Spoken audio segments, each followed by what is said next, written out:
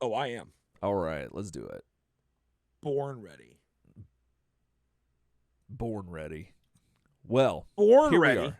Here we are. Whew. Here we are. We're Here back we from are. back from the heavens with episode 2 of the OVA. Is that how this works? So this is titled "The Advent of Guardian Beast," the Metal Turtles debut, and so we open up. Well, let me back up just a second for those of us who don't remember, like 30 seconds ago. So from the manga, Turtles find the mutastones. They can transform. Shredder has an evil one. Yeah. He can transform, and Devil Shredder, and they have a time limit and all that stuff. And it's all fine and good. They fight, whatever. They have a friend named Krys-Mu, who is a good fairy, devil, something, I don't know. And there's a dark one called Dark Mu. Well, Krang eventually awakens Dark Mu. All this bad stuff happens on Earth. The Turtles can form a Megazord called the Saint, essentially. And they end up with Krys-Mu defeating Dark Mu and Shredder and Krang and all of them. And so that's how we get here. So the Turtles have had this like long adventure where they've just left space. I don't even know. Like, they don't even say how long it's been really. But it's enough to where it's I would say it's within like anywhere from like the same day to probably like the same week. And it's would pretty put wild. more in the same week, man. The same day, man. If you wake up in the cargo bay of the space shuttle Endeavor and you're like, this is pressurized, holy shit, and you go back home, you're like, I don't believe this ever happened. Yeah, I think you need a little time off. that's true. Yeah, like, totally. I think this probably in the same, and also like, you want a little spoiler.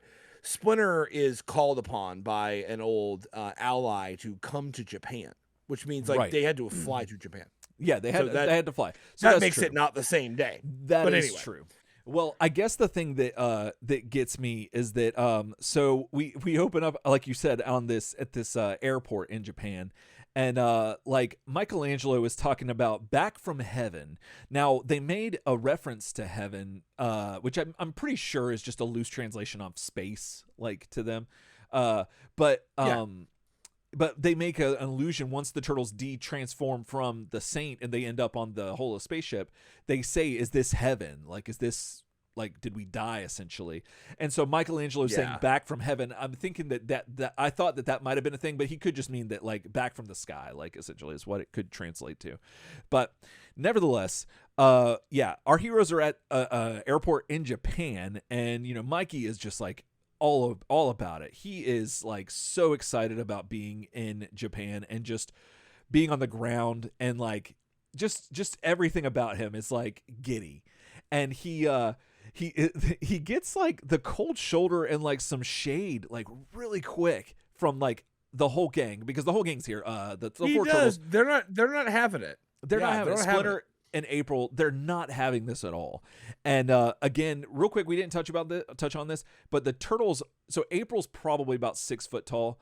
The Turtles are up to her shoulders. Splinter is up to her chest, maybe a little bit below her chest, like her rib cage, I guess. And so I'm just a huge fan for like the scale of the Turtles. Scale's great. All these iterations, and this is fantastic. So Mikey's just overcome with all this glee, and they're like, Splinter's like, hey, don't get confused, we didn't come here to have fun. This is not going to be a fun trip, Michelangelo, so just chill out. And while he's like still just going on and on and on, the Turtles end up calling a taxi and getting in, and they're going to leave his ass. Like, they're dead ass just going to be like, bye, see ya. And so he finally snaps out of it, and he chases him down and jumps in the taxi, which is pretty funny. And it's also super weird to see taxis, because I'm so used to like Ubers now, so like you don't see I mean, they're still around, obviously, but like it's just interesting to see like that it's almost like seeing a telephone, like a payphone in movies and cartoons and whatnot, because you very rarely see them around anymore. But that was neat. So anyway, so we cut to someplace that I was not expecting to be, Ryan. I was not expecting us to go to Dimension X. Were you? Like, nope. Like, that's where we are. Apparently, I did not see this coming. That's where the Tendrum ends up at the end of the flooded New York, which again, like all that cataclysmic stuff happened, and nothing, no consequence. Like that's the one disappointment. I mean, we don't see the consequence. Well, we don't. That's true. Because we're in Japan. That is true. But Japan should have Japan should have disappeared. Yeah. It being an island nation and all. Now, like that should have lasted very long. That's true. However, they are used to Godzilla related turbulence and stuff, as per the Simpsons episode where they go to Japan. That is true. That is true. If any of us on this earth are more equipped to deal with like cataclysmic stuff, I would imagine that Japan is like, well versed in all of that. So nevertheless, we're in the Technodrome in Dimension X, and we know this because of the red everything. And we have Bebop and Rocksteady and Shredder, the whole gang's here. And like basically Krang is just crying incessantly about something that is probably about their previous failure. You think it's really hard to tell what he's like going on about, but however he remembers that all of a sudden that they have another mutastone. And the one thing that I wanted to mention here is that, and I think I might mention it later. I can't remember, and if I do, we'll talk about it. But I just wanted to briefly address it. Krang refers to Shredder as Sawaki-chan. And if you're not familiar, in Japan, like a formality of, or maybe not a formality, but like when you're familiar, a familiarity with people that like close, like I could call you Ryan-kun, and like it would be like, I'd probably say Rai-kun. And that just shows that we're close, and I can shorten your name and add kun to it, Kun. And if you identify as female, generally like that goes with I think the appropriation or the term, it would be Chan, Chan. And Krang is referring to Shredder all throughout the last episode and this episode as Sawaki-chan, which I think is a dig because Shredder keeps getting mad about it. He's just like, I told you like not to call me by that name. And when I did a little bit of research on this, I believe that the Shredder's name Saki in Japanese is actually feminine, if I'm not mistaken.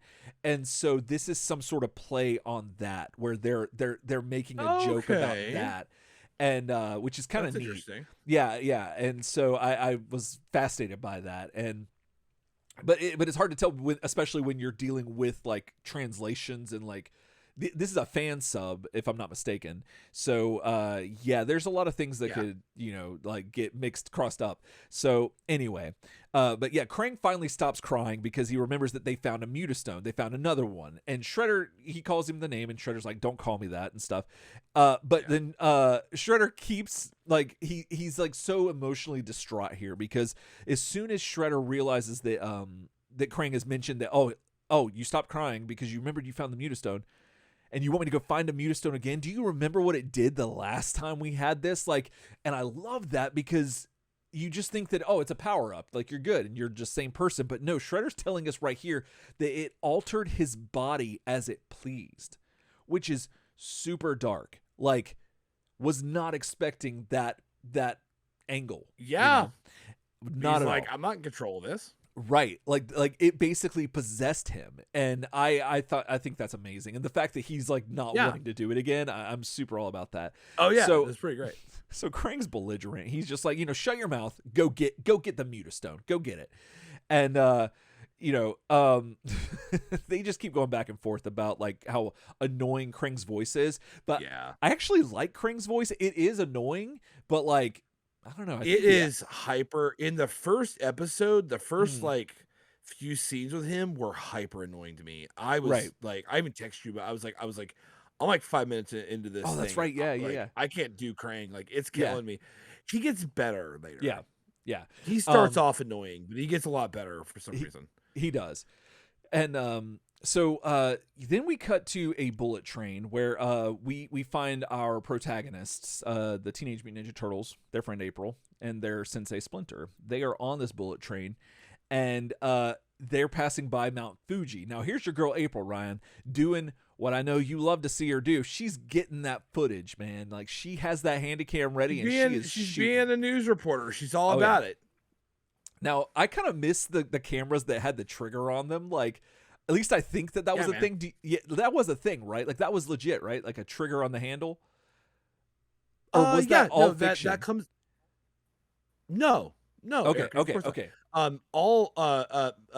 All Super 8 cameras for the most part had triggers. Oh, okay. They were battery operated, and that would turn the film, Mm, and it was seen as a more compact way of doing it. right, You could, and then later on they made cameras like video cameras that had triggers for start, right. but eventually that moved to like this, Yeah, like almost all cameras like they were like handheld camcorders. right. But at first, like some of the earliest VHS like cameras were built in the same frame as the Mm. old Super 8 film cameras, Oh, and they okay. had triggers and stuff like that. Yeah. Well, because this kind of plays to her old toy that had the gun camera. Gun camera, you know what I'm saying? Ah, yes, the camera Yeah. that's also a gun. Also a gun. Yeah, you know. So It's important. anyway, so yeah, and the turtles are the animation's gorgeous throughout this whole thing. And Oh yeah. there's comments made about how like yeah, someone said that like it's not going to be a fun trip, like sarcastically, like this is amazing, like we're enjoying ourselves. Splinter's just meditating on the train as you do, Oh and yeah. he's like, no, this certainly will not be a fun trip because it just doesn't happen every day when Hattori Kinzu from Shinobi Village asks us for help. And he pulls out this blue kind of like scroll, and it's a letter saying that, you know, Master Splinter, like, we need some help with some stuff, so can you come to Japan, essentially is what it says. And yeah, so that is we're gonna touch back on that in a minute, because as this is happening on the roof of the train, well, I guess, yeah, the roof of the train, that works. A portal opens up, and it deposits our antagonist, Shredder, Bebop, and Rocksteady. And I love how Krang just so haphazardly just throws them like just everywhere. Like, I love that it's not, Yeah. because we'll see later that Krang has the ability to make it to where it's not like the portal doesn't open horizontally, that it can open vertically like a door. But and I didn't realize that until this moment, that that's a thing that he's probably doing. Like, it's one of those subtle things that he's doing to get back at them, and I love it so much. So yeah, they fall. Actually, I'm sorry, they don't fall on the roof of the train. That's a little bit later. They fall on the train tracks, but nevertheless, they fall flat on the ground, and the train is coming right at them, and it like kind of just hits them, and they end up somehow like going like, you know, the train passes them by after it hits them, and it sends them flying backwards or well, forwards. Anyway, sends them past the window where April is filming Mount Fuji, and she's able to witness Shredder, Bebop, and Rocksteady. It's hilarious, and yeah, I'll see him. They all see him, and that's just great. You're just enjoying like a train ride, and all of a sudden your arch nemesis is just fly by you, like in comedic fashion. Love that. And they're complaining because they're like, God, for God's sake, I wish this were an illusion. And so the turtles know what to do. Like, this is annoying. Yeah, they're like, good God, can we just go without Shredder for like one day? But the turtles know what to do, and Ryan, let's yell turtle power, and they head off down. Yeah, they head off down the corridor to presumably get onto the roof of the train to kind of figure out, assess the situation, essentially. So eventually, Shredder, Bebop, and Rocksteady, they find a way to make it to the to where they can hold onto the train, and they get up above a car. And it's so windy that they're kind of like in between the cars. They kind of just like are hanging on the edge of it, or the roof of it, and they're trying to figure out, like, why are they here? Like, what are they doing? They don't know anything. Like, Krang just literally threw them out here. And the turtles show up and see the bad guys, and they're like, Shredder, how can you follow us this far to Japan? And they're, like, so angry. The turtles are, like, livid. Like, he's like, what? Yeah, he doesn't even know. What did you say? Where are we at? Yeah, he's so perplexed by this because they're in the dark, too. And then he's like, oh, Japan? So this is my hometown. My hometown, Japan. Japan. And I just want that shirt. Yeah, I just want that on a shirt. This is my hometown, Japan. It's so good, and I love, this is what I love about anime and manga and all this, because they could take this villain whose design looks evil as shit, like he looks menacing, and they humanize him and make him like have some emotion, really, and like Yeah, it's really just like contemplative and yeah. oh yeah, and yeah, I'm like a huge fan of this. So at this point, the breeze like just knocks Shredder like flat on his back. Like he just flies back because it's so windy up there, and he hits like this some part of the train that's raised, I guess like the tail part. I don't really know that much about trains. And so anyway, Bebop and Rocksteady are not having the turtles and the wind, whoever, disgracing Shredder, their boss. So Bebop and Rocksteady do what they do best, or one of the things they do best, and or at the very least, Ryan, one of the things they look the coolest doing, and that's blasting. You know, when they're blasting dudes. So I just started blasting. It just started blasting. So I just started blasting. And yeah, and this is really cool because you don't see the turtles too often running from blasts, but you get to see Leonardo, and the other turtles do too, but Leo gets like a few more frames of him like leapfrogging essentially away from these laser blasts, and it's pretty funny, and I don't know, I enjoyed it, but and I enjoy any time really that Bebop and Rocksteady, especially when they're portrayed as the buffoonish versions of them, that they can get like the upper hand on the turtles sometimes. I always like that.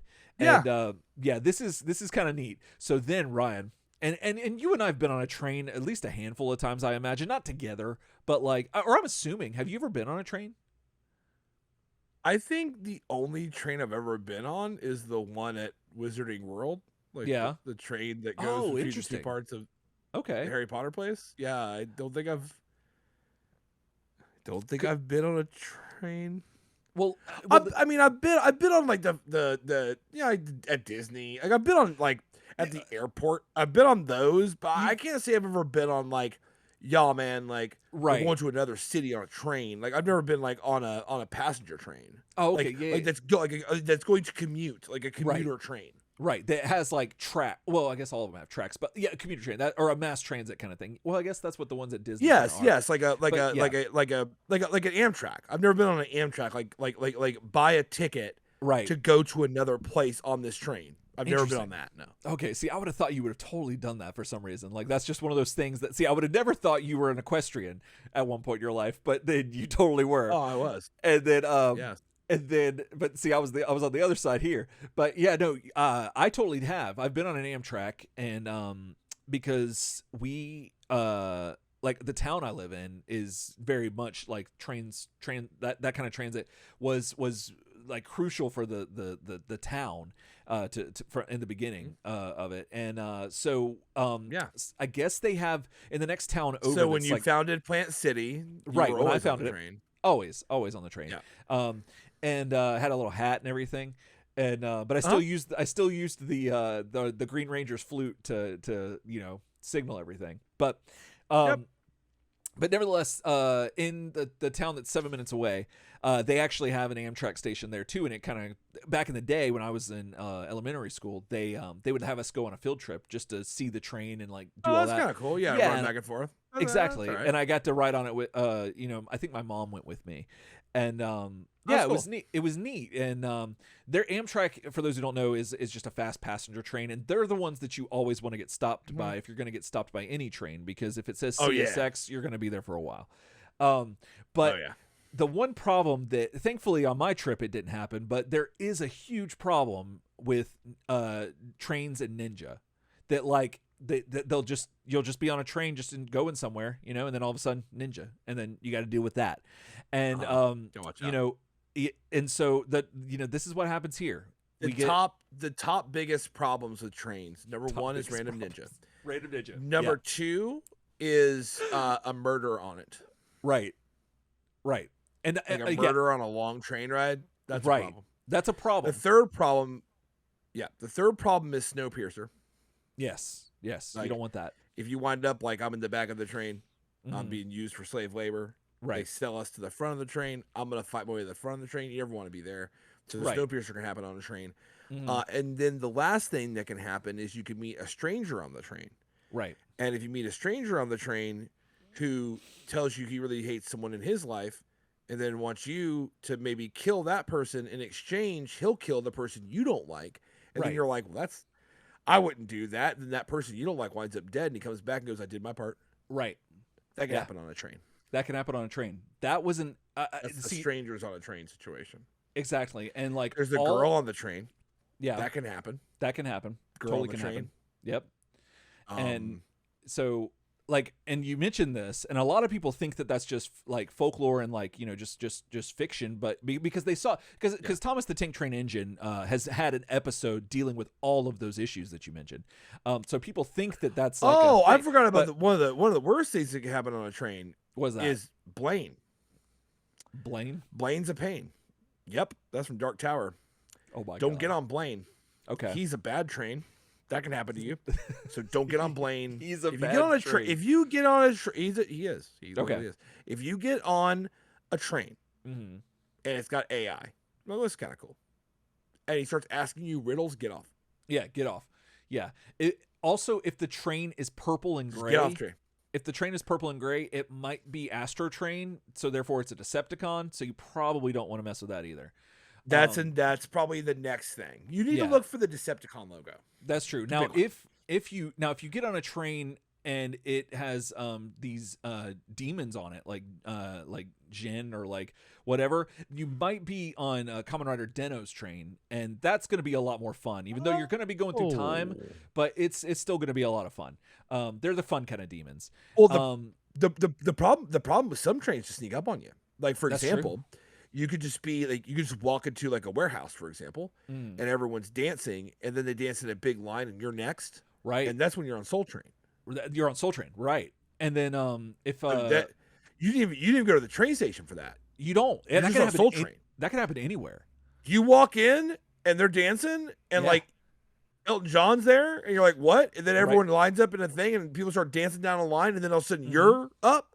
Yep. Everyone's clapping. You have to do it. You have to do it. You're not going to do it? Yeah, you can't just not. You that's have to do Soul something. Train. Yeah, that's when you got a Soul Train. That's a problem. It is a problem. It's a good problem, but it's still it's a problem with like your anxiety and all that stuff because it's a lot of pressure. But if you go missing, then someone write a song called "Runaway Train." Runaway Train. That's true. That's true. There's Runaway Train. That's a problem. There is. There's the Band Train. Oh, that's a bigger problem. Definitely a bigger problem. That's a bigger problem. There's the HVAC manufacturer train. Yeah. I think my AC is a train. It is a train. Is it? Oh, okay. Yeah, I don't know what my AC is, but yeah, those are some very valid train situations that happen, and all of them. You don't really want to get involved in any of those. No, well, absolutely maybe Soul not. Train. Soul Train's cool. It depends on if that's your thing. Definitely not Train the Band. No, definitely not Blaine. Yeah, no. Definitely not Strangers on a Train. That's what I'd watch out for the butt. Oh yeah. So you want to get that.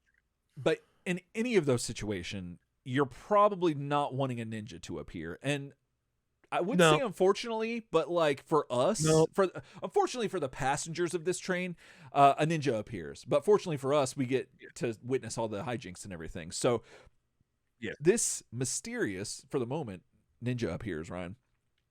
And all of a sudden, where one ninja, there are multitude.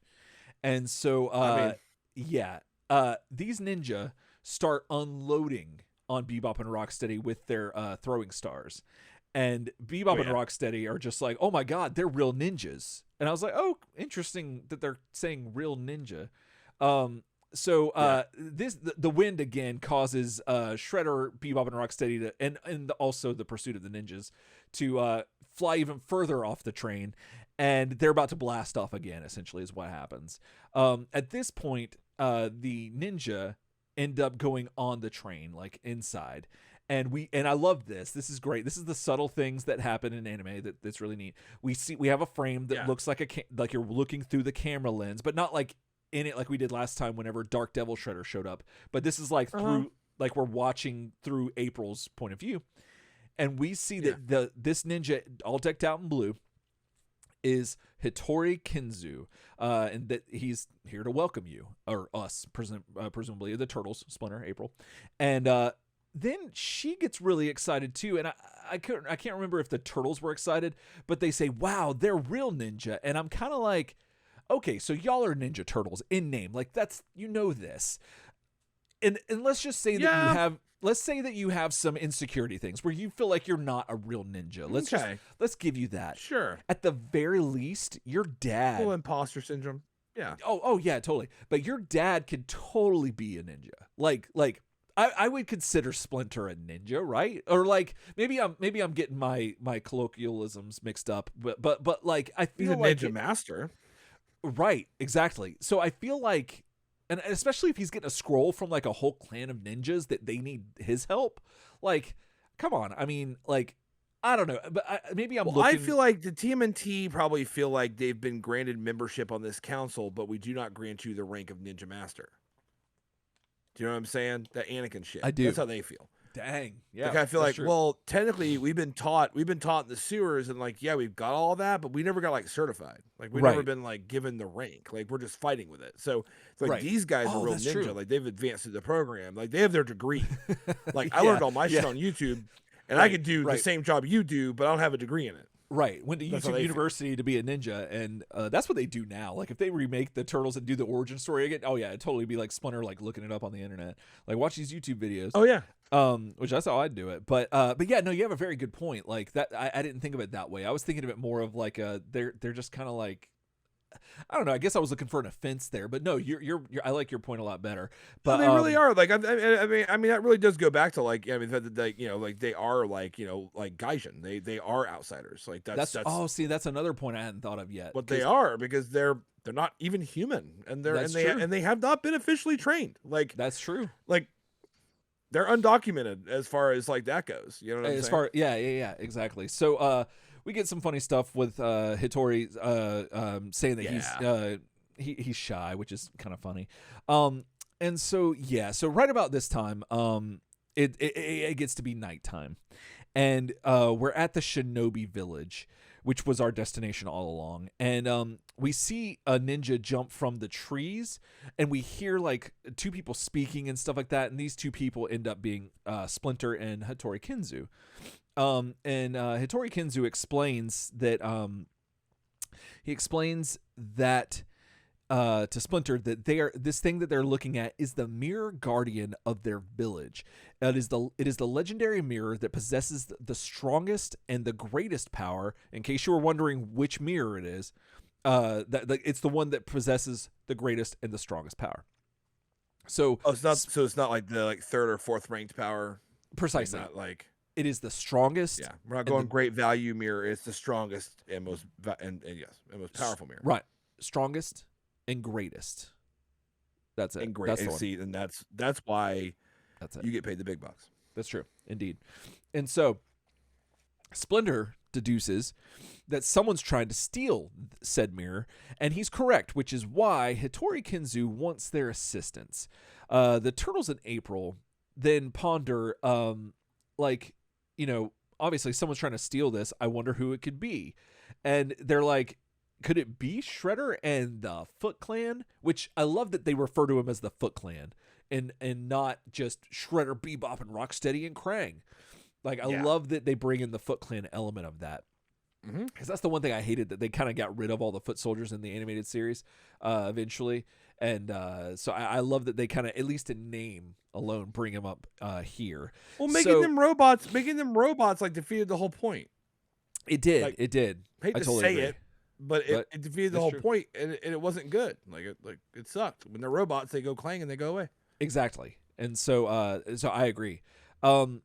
So yeah, let's see here. So then Don asks to observe the mirror, and he's wanting to, take a look at it. He's got some suspicions because, I mean, he does machines, and I mean, a mirror is not necessarily a machine, but it does do something. So, I mean, it's, kind of in the same vicinity. Who knows? Donatello's just inquisitive. So he picks up the mirror, and Kinzu-kun says that he basically explains, let's see, he tells us that they are the sources for great power, Magatamas, Magatamas. And furthermore, it's been told that once upon a time, our ancestors, probably theirs, not mine and yours, but our ancestors had polished 7 stones and turned them into Magatamas, and then inlaid them onto the mirror.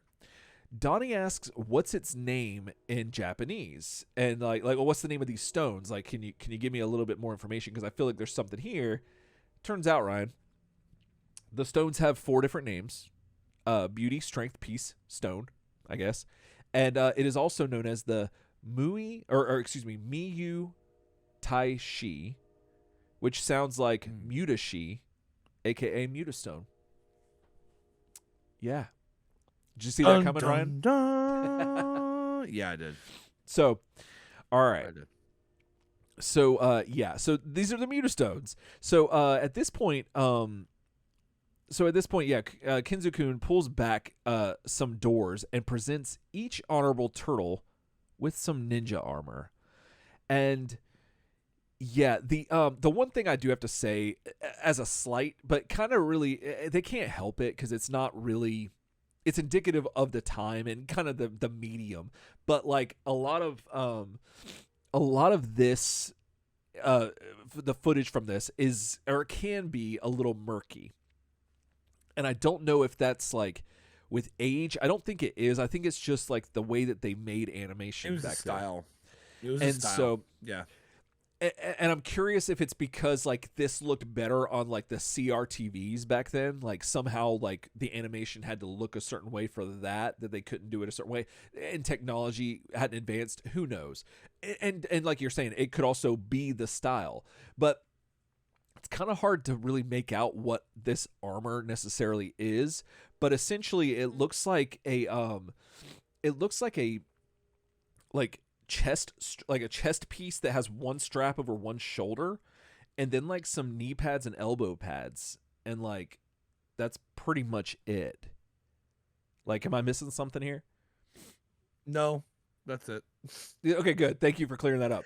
No, it doesn't look like anything that crazy. Right. So it doesn't look like anything that crazy. However, Ryan, Splinter begs to differ. Because your boy is blown out. He is like, oh my, like not just like a George Takei. Oh my, like he is like mouth agape and just losing his shit over this. And I'm wondering if this has something to do with him knowing like about this stuff. Like I don't know. I could read a lot of like things into it. Probably, yeah. But it's really neat that like seeing Splinter get excited is always fun. And so the turtles then don these armors, and they're all excited. They're thinking they look cool, and they not only do they think that, April even confirms that by filming this and saying that they look so cool. Yeah. So at this point, we cut to our antagonists, Shredder, Bebop, and Rocksteady, and they are making their way in the woods, in the forest, walking around, and they're talking to Krang. Trying to figure out like if the mutastones are further down this road. Like, are you sure? Like, and they're questioning Krang, because he's kind of crazy anyway. So of course, like it'd question him. And Krang's just like sure that Krang's just like sure, hurry the hell up. Just it doesn't matter. Just go get him. Just do it. Whatever. So they're making their way towards Shinobi Village, and at this point, it's been a while. So the turtles, April, Kinzu-kun, and Splinter are all passed out on the floor because they've been so overcome with like excitement about the armor and the mutastones and all this stuff that they're just knocked out on the floor. No mats, no nothing. And this is how you can tell, like you mentioned earlier, that Splinter's taking a nap, a 30-minute or a 3-hour nap. If his legs are crossed and his arms are in his gi and he's sitting on the ground, that's a 3-hour nap. If he's in his chair upright with his feet out and he's just like hanging out like with his arms on his armrest, that's a 30-minute nap for Splinter. Yeah. Yep. So they're just chilling, and all of a sudden, and I was not expecting this at all. Like and that's the beauty of this. You never know what's going to happen. So the turtles start waking up. Leo and Don, I believe, wake up first, and they wake up to the sound of laughter. And they're like, who could be laughing at this like early hour in the morning? And Donatello makes a joke about, is this what Japanese alarm clocks sound like? Which would be hilarious. But no, unfortunately, it's not an alarm clock, Ryan. It is a apparition, a ghost, a spirit, if you will. It is. And this is the spirit. Let me see if I can get his name right. The apparition takes its form as Yukimura. Yukimura. You might be asking who is Yukimura, and like we were when we saw this, Kinzu-kun comes in and he explains that let's see, that so he is known as the vengeful ghost of fear, who's also known as the world's worst of the worst. Like just this is the worst thing. Like, you know, you we went through all the worst train situations. You're a rotten dude. This is the worst ghost situation, apparently. And at this time, Bebop and Rocksteady and Shredder just barge in, and they're like, give us the stones. This is what we want. We're here for this. Like, you know, what's going on? And they're like, you know, what? Shredder's just beside himself because, I don't know, he's just wild. So the Turtles, they're all up at this point, and they're still seeing the ghost laughing, and it's like this big standoff. So they have a fight. Shredder tries to just like walk in and just like, you know, kind of like Bushwhacker style, just like go in and like get the like, right. He's like, I'm gonna get this. We're gonna go get it. Yeah. And so Kinzu-kun at this point, while that tussle's going on, he jumps behind the shrine that the mirror was on, and he lifts the top, and it has a chain on it, and he pulls it, and all of a sudden this explosion happens, and you're like, what? Like, what in all of, like, you know, Acme is this? Like, is this going to be some Wile E. Coyote kind of thing? Like, you know, what's happening here? And, yeah. So, at this point, where you're still asking, like, what's going on? Then you see all the turtles hit the ground, and they're all, like, you know, knocked out. And then I loved this line from Splinter where he's like, what in the world have you done, Kinzu? Like, what just happened? Kinzu tells Master Splinter to turn around and look. Turn around, you know, kind of like that. And there's a hidden. He's like, this is the hidden fortress of Shinobi Village, and like what? Like, okay, yeah, that was just like, I was like, okay. Underground, just underground. Just here you go. Pull a chain. There you go. Yeah, hidden fortress no longer hidden. So yeah, that's I just love how, like, at no point ever in the history of Shinobi Village right have they ever needed to use this more than now. Right, more than now, like this moment. So when, like, World War II was happening, right, and we're in Japan, and we're at the monastery, we're at the little fort, and things turn the wrong way. right. And they start dropping leaflets like, we're going to nuke some shit. And you're like, ooh, you didn't pull the chain? Like, nope. Like, I feel like during, like, the various revolutions, we never pulled the chain. Right. Like, Yeah. we No. never, Yeah. We did it now. I feel like that chain's been pulled. Exactly. Yeah, it has to be. Has to have been. At some point. Yeah, you would think, but we'll get there. So, there's a lot of times in history where you would pull the chain. Absolutely. And but, not now. Yeah, so I guess Go the ahead. combination of seeing, like, you know, some mutants and then seeing a laughing ghost showing up, that kind of broke Kinzu-kun. And so a little bit. Yeah. So Yukimura shows up again, and he starts laughing. He kind of looks like he's got a cigarette in his mouth in this image, like he's just hanging out. But he's laughing and just pointing up like a video game character that's telling you where to go. And so Shredder, Bebop, and Rocksteady just like book it, and they're like, "Oh, I'm gonna go get that personal pan pizza up at the top of that thing." And so they're reading everything. Oh yeah. And so they take off just straight up the fortress, and at this point the turtles are like, all right, well, you know, there's no time for us to be impressed by this this massive building that just appeared.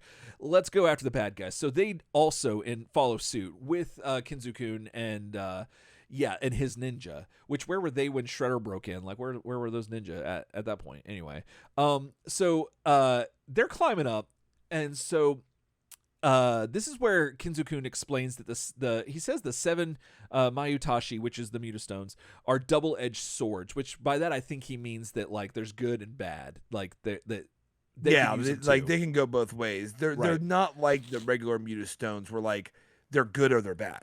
Right. These are like pack of nerds. You know, you can get grape or you can get the strawberry. Either one. Exactly. And so the turtles are like, oh, okay, cool. They're listening. And then all of a sudden Leonardo's like, hey, this is a castle. Like, shouldn't you have stairs inside? This was kind of ridiculous to me. It was. Yeah, it was pretty funny. It was. And so Kinzu-kun just starts calling himself a dumb shit. And he's just like, oh, dumb shit. What a dumb shit. And At least I think. At least if I remember, that's him No, saying that. no, no, That's no. not him saying that. No. That's the Nope, turtles saying nope. that. This is nope. That's not. This is where shit gets real weird. Okay. It's the crow says it. I forgot about the crow. The crow You're right. The crow in frame comes by caulking like quack quack quack, and it translates. It has a voice actor that also says like words that sound like squawks, and then it says "dumb shit." What a dumb shit! I forgot it's about the crow that's saying right there, that, which is why it's so weird. Yeah, I totally forgot. Looking at it now, yeah, I totally forgot the crow was there. But yeah, that makes it so good. That is perfect. Yeah, because I remember I loved this, but I couldn't remember if he was saying that. But no, you're absolutely right. That's what that was. And so, they're like, he just stops dead in his track. Kinzu-kun does, and so the turtles are like, did we like insult him really bad? Well, he ends up getting his composure, and he tells the turtles to go inside using the stairs, and he's going to continue going forward up the mountain or up the castle. So up at the top, we see that Yukimura is up there finally pointing at the mirror, the mutastones. Yep. That's on like the tail of some fish statue, and Bebop and Rocksteady Shredder get up there first, and then they're greeted by Kinzu-kun, also who appear like shortly thereafter before they could acquire the mirror. They just happen to have a ton of duplicate mirrors in their back pockets, I guess, and they throw them all up in the air. They just yeet them up. It's a pretty good tact, man. It is. It's great. I gotta admit.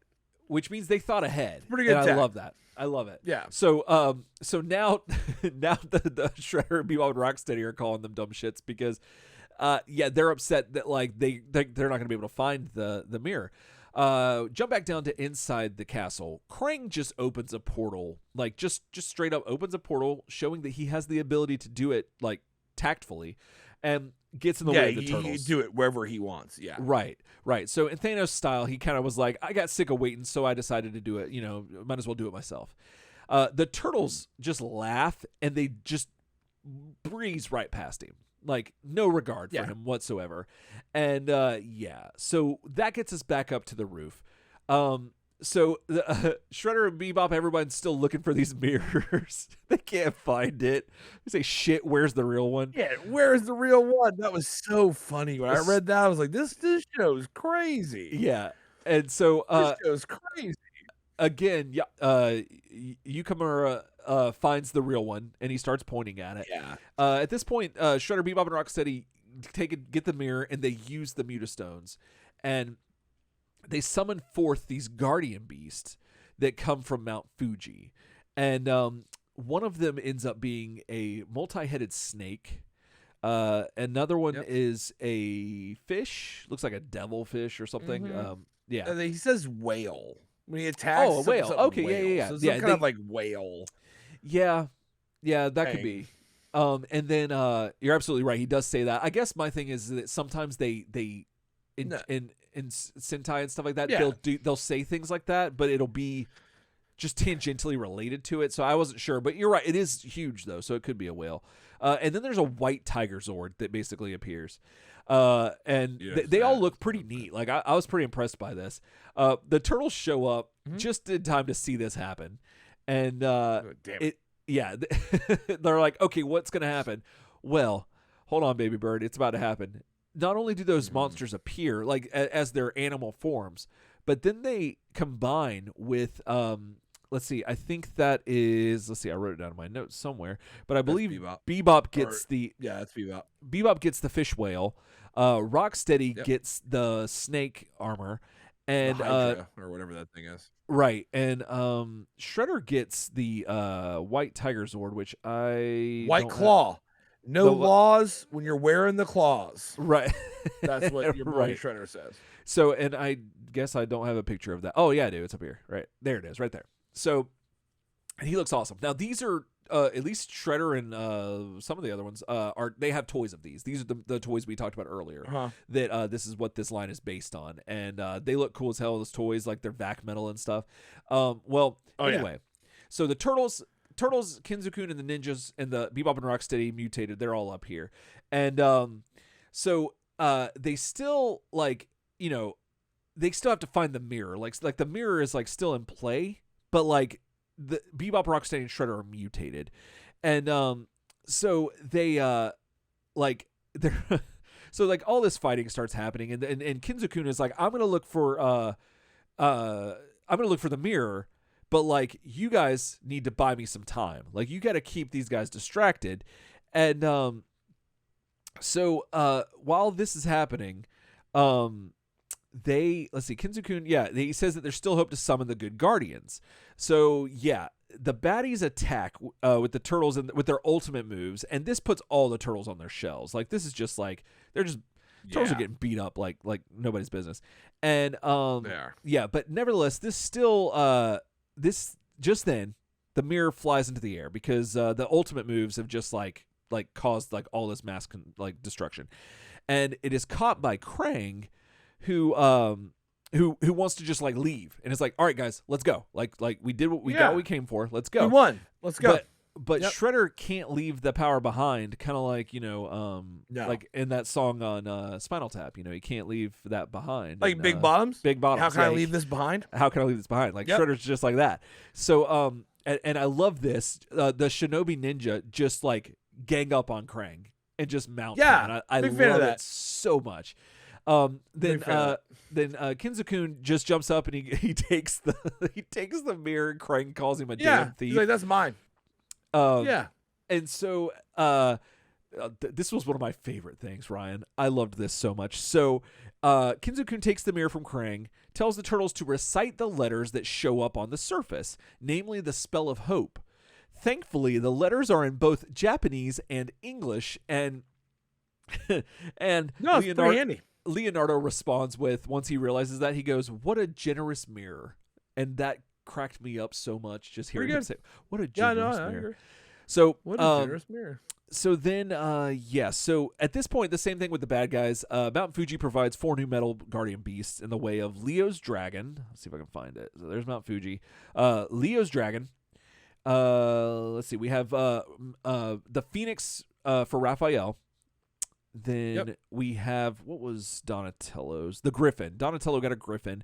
And then Mikey got a crab, which is strange, but hey, it works. Then, in typical fashion for this stuff, Kinzo-kun shows up and he says, "You've got 6 minutes," just like Splinter did with the hourglass. And so they fight, and it's like Shredder's like, "What?" Like now he realizes they're at a disadvantage because they've been mutated for all this whole time. So Mikey unleashes his move, which is Beef B-Tonic, which is strange. Donnie unleashes Dark Killer Whale. No, excuse me, that's not Donnie. That is Bebop doing that. Bebop does his same attack he did earlier again in the middle of all this. The Dark Killer Wave. Killer Whale Wave. Right. Yeah. And so Raph does a Phoenix Bomber. They're running away. Kinzo-kun's running away with the mirror. A lot of stuff's happening, and then eventually you've got Shredder and Leo's two things fighting, two powers fighting. And Leo's about to get overcome by the force of Shredder's like might, and then Ryan, the time is up. Yes, and they just pop off the armor. Oop. Yeah, I loved it so much. And so they're like, "All right, well, we're gonna leave." They're like, "We're gonna leave." So they run through the portal, and the turtles are excited at a mission complete.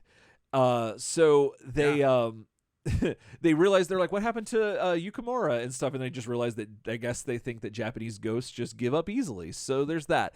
So then, presumably the next day, they're celebrating still, or maybe it's evening, or maybe time is weird here. But this felt like it was right afterwards because they're like still up there. It did, but it talked about like breakfast. They're making breakfast jokes. However, I guess the thing could be that they were woken because Yukimura was laughing, which woke the turtles up. Which like in the early morning. Yeah, so it's probably still just morning, but it's still very confusing. And anyway, but we look at the mirror where there was let's see, 7 stones. 1, 2, 3, 4, 5, 6, 7. Yeah. Now there's 7, only 4. You math on the mic, you gotta you just sure. Tried it. You basically counted to 7 on the mic. I did, but that's the only way that you can ensure that you're gonna get it right. So, but yeah, there's 4 stones left. You just don't see 3, 3, and 1. Like when you look at that image, you don't see 3, 3, and 1 and 7. I do, but I also second guess everything. So like I see that and I need to confirm what is it? Confirm but verify. Yeah. So Trust but verify. verify. Yeah, that's what I meant to say. So you see 3 holes missing at the bottom, which is presumably where Shredder, Bebop, and Rocksteady took their mutastones. Yeah. You still have the 4. But they're like, don't worry about it. You know, we'll figure it out. But all of a sudden things start to shake, Ryan. The foundation starts to get a little wobbly, and at this point, everyone's up. Bebop or Shredder, goodness, Splinter, April, the Turtles, all the Shinobis are up there. Everyone's up there. Oh, yeah. Turns out, though, this whole thing's shaken because this hidden fortress happens to be very flimsy, and that made no sense to me because they were up there dropping like hot fire, like atomic bomb, like killer whale blasts on each other, and the building was fine. Right. And then they were hanging out, and literally at the end, it falls. Right. The building actually like pancake collapses. Right. And they're like, woohoo. And watching this with my daughter, she goes, oh God, are they okay? And I'm like, yeah. Because the song comes on, it's like, go, go, right, Turtles. And she's like, what? And I'm like, oh no, that's just supposed to be funny because like the Turtles survive all kind of dumb shit. And she's like, oh, okay. Yeah, and so like I was like, yeah, no, it's like really odd that it falls like that. It's very strange. And then and they're on the roof and April's up there. So like it's kind of crazy. No, I mean, hope April can survive that fall. You would think she's just a person. I mean, she is just a person. Now we know that the Turtles. That's not for her to determine. It's not. It's not. But we know that the Turtles can survive a 3-hour death fall to the Technodrome, of course, as evidenced in season 1 of their animated series. But that is the saga of the Superman legend and all that fun stuff for the mutastones. And so real quick, what did you think about this next episode of this? Oh, that was good. I don't know if it was good as the first one. Okay. I like the Krys-Mu and Dark-Mu stuff. Mm. I thought that made it kind of cool. Here it's a little bit more like we're still doing mutastones. The whole like, you know, Shinobi Village thing, like stuff like that just felt like it was cool. It was a cool episode. I think that it was kind of cool more for the effects of it all because everyone gets to like super mutate. And that's kind of cool. Everyone gets new outfits, like the metal mutations line, and and that was really cool. I think I like the humor in the first episode a little more. But I think this one visually was better. So I think that's kind of a trade off. Yeah, I agree. I agree with that. It's weird because I still viewed them similarly, like as like a cohesive unit. But you do have a point that the humor was there definitely in the first one, and I don't know. I enjoyed them both, but this one did feel a little tacked on. But I wonder if that's because we still had the meta knowledge, and also like at the beginning they showed the intro that had a lot of the stuff that happened leading up to kind of like so basically like you were saying, like in the intro stuff. So we got a little bit of what happened in the manga going into that continuation for the OVA, that first episode. So I felt like that might have been giving it a disadvantage or giving it an advantage. But as a whole, I enjoyed the hell out of this. I thought this was a lot of fun, and I would definitely pay money to see more of this. Oh yeah, no, I've kind of you know, classic. Whenever we see like adventures, we go like, oh, like 87 animated series could have been a lot more like this, and then you see this, and you're like, oh, like, 87 animated series was like more like this, like you know what I mean? Like I feel like these different interpretations of the Turtles in that cartoon universe always kind of make us long for like the grass is greener a little bit, and I definitely felt that way here. I like the humor here. I liked how kind of crazy they all were.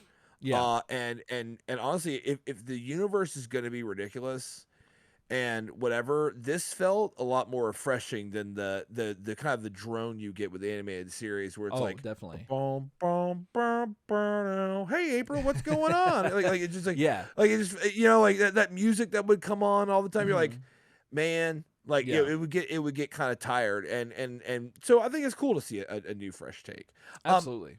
Did you want to go ahead and just bonus content the soundtrack right here on the end of this bad boy? Yeah.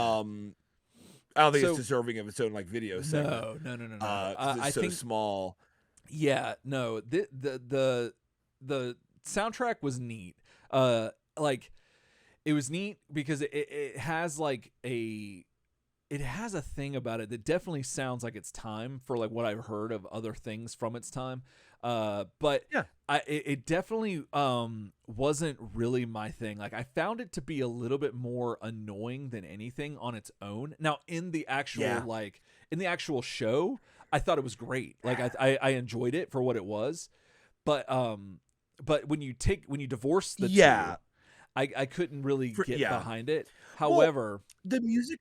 Right, go ahead. The music's kind of old timey.